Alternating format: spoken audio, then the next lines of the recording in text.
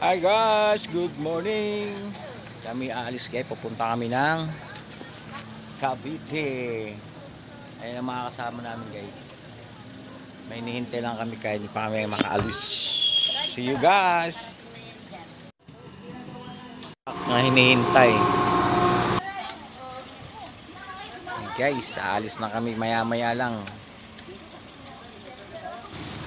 Dismosyo ka.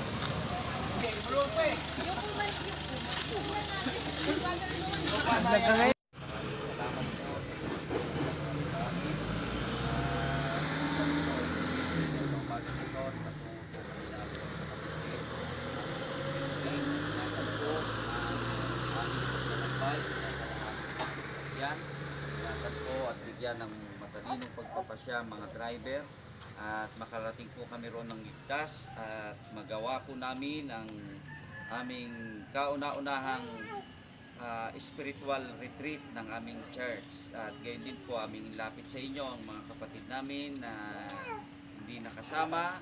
Nawa po ay patuloy nyo rin po silang ingatan at bagaman wala pong pagpupulong sa darating na Sabado ay ma-observe pa rin po nila ang araw ng Sabat. Panginoon, ingatan po ninyo at pagpalain din ang aming mga mahal sa buhay at patuloy naming nilapit sa inyo ang amin pong mga programa na gagawin, maging matagumpay nawa ang aming Panginoon sa aming mga buhay. Lahat po ito ay aming hinihiling sa pangalan ng aming Panginoon Jesus.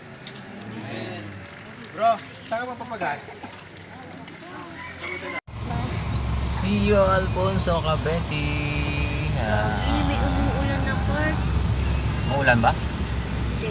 Basta yung kotse.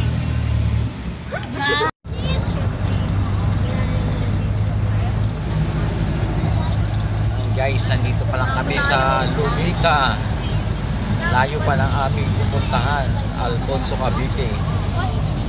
Ayan sila, yung aming mga kasama, mga bata. Guys, see you guys. Ayan guys, mga antok na. Mga bagsak na sila oh. Excited kanina, alas 2:30 pa lang, gising na ngayon. Antok.